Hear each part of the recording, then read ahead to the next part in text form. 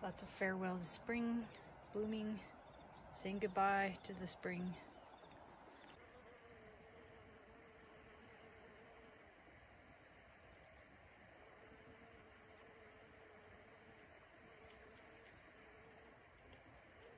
I'm here on a backpacking trip with Tony.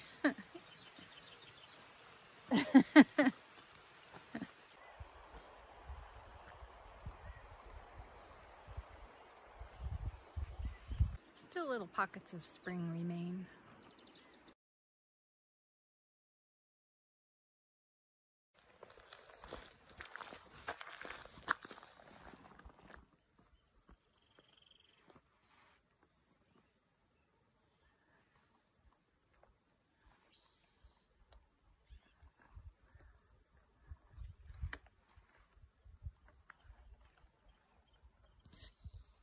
So there's Hurricane Deck.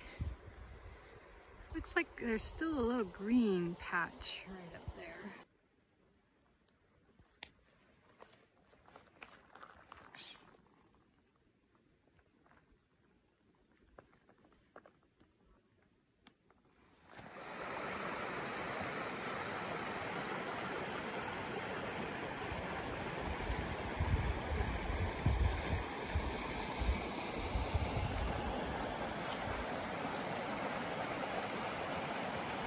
Tony's loading up.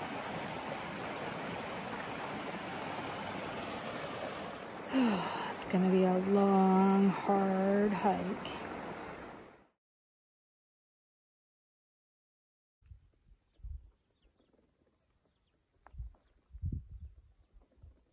There's Hurricane Deck. You can see the layers in the rock by how the plants grow in there, in the layers.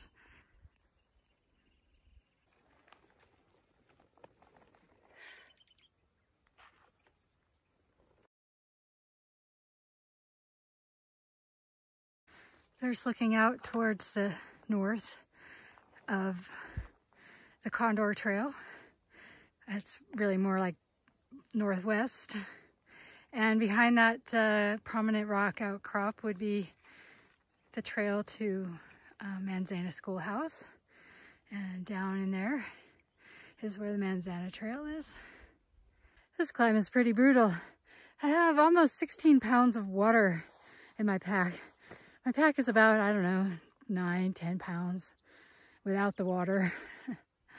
So it's pretty heavy. One time after a fire, like within a year or two, we were able to hike along that entire seam of white rocks. It was really cool. We came from the other end toward this direction and got really close. And all of a sudden there was a huge ravine, but we managed to get through it and all the way out on the Potrero Trail. It was a really cool hike. Bald Mountain, and there's Hurricane Deck. We used to do day hikes up to that high point right there.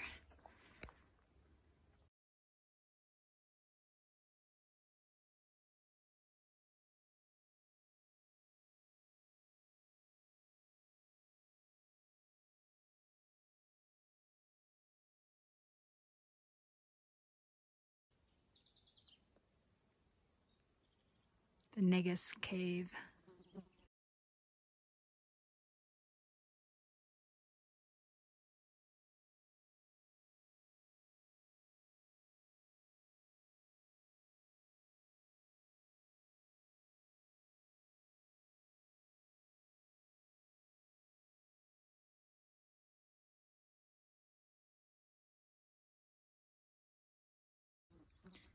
We found a nice place to stay at noon.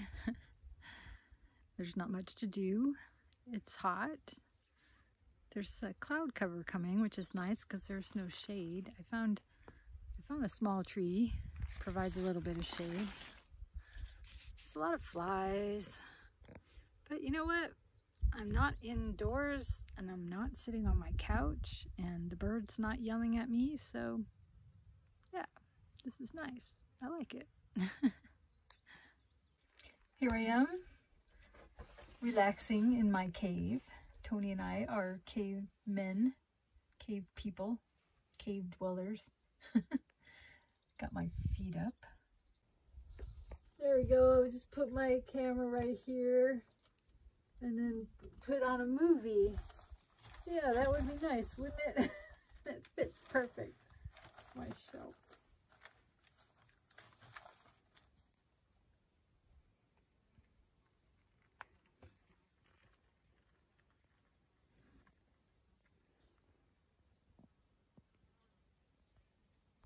Tony's in the cave above me, but I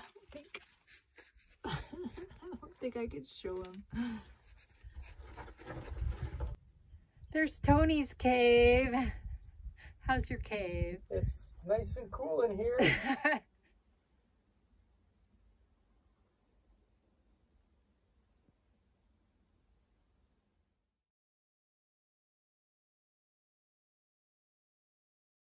We're gonna do the cowboy camping tonight, sleeping under the stars. Hopefully I won't fall into the sky.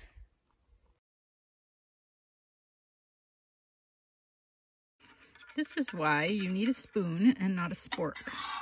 Because you need something that will scrape the edge of your pot. And as you can see, the edge of the spoon fits the pot. That's just why sporks are terrible. There appears to be a mouse nest in this crack. He's collected toilet paper and twigs and leaves. And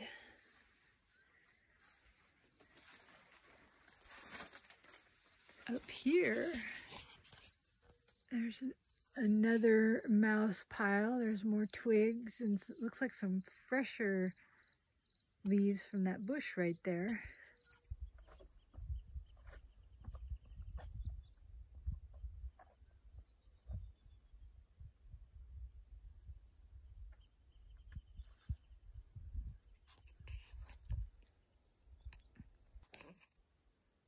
It looks like a sloth. I got the perfect place to watch the sunset on Hurricane Deck. My chair has a comfy moss lumbar support. It's the ultimate in chairs. Yeah. Kick back, watch the deck.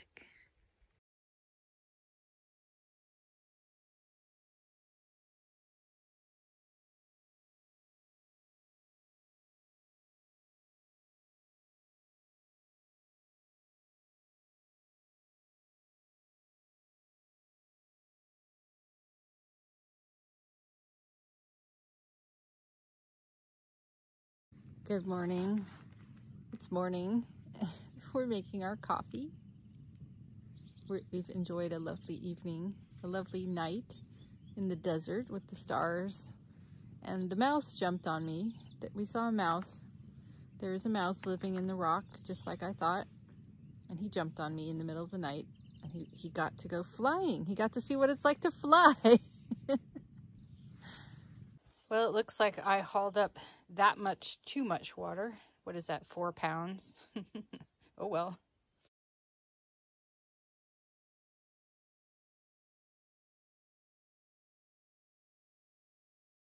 The trail's kind of treacherous right here. It's a primitive trail.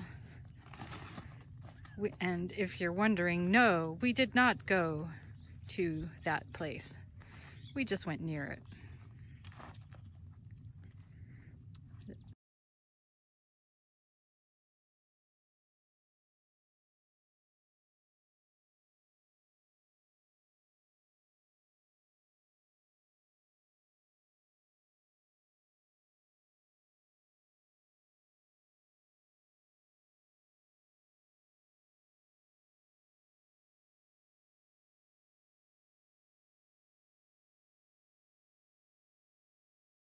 Look at these obscene fruits on the peony. I always like how these gray pines glow when the light is low.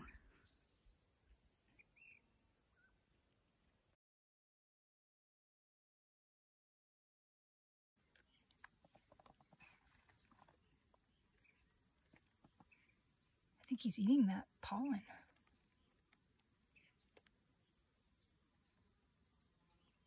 We went exploring up this creek and we finally found some water. Well, another successful, quick overnight pandemic backpack trip.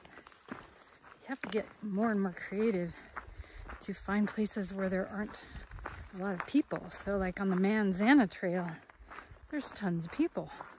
But if you go totally off the beaten path, there's almost nobody. And then you don't have to worry about the virus. Reason to do a trip like this is, I mean, instead of a day hike, is that you get to see the morning and the night and the evening. And there's a sense, if you chain up enough weekends like this together, you start to get a feeling like it's been a long backpacking trip instead of just a short one. So one of the things to keep in mind if you do this kind of stealth dispersal camping is the rules are you gotta camp at a place where you have to haul a lot of water, because if it's near water, there's gonna be people there for sure. And then the other rule is you have to not have a campfire, and that way you won't accidentally start the forest on fire. And you gotta be low impact. So as long as you can do all that, you can go anywhere that's flat enough to sleep. And then that way you avoid the pandemic contributing to getting people sick or spreading the disease, but you don't have to be locked up in your house and miserable. Well, we're down at the Manzana Trail, so I'm ready. I can hear voices.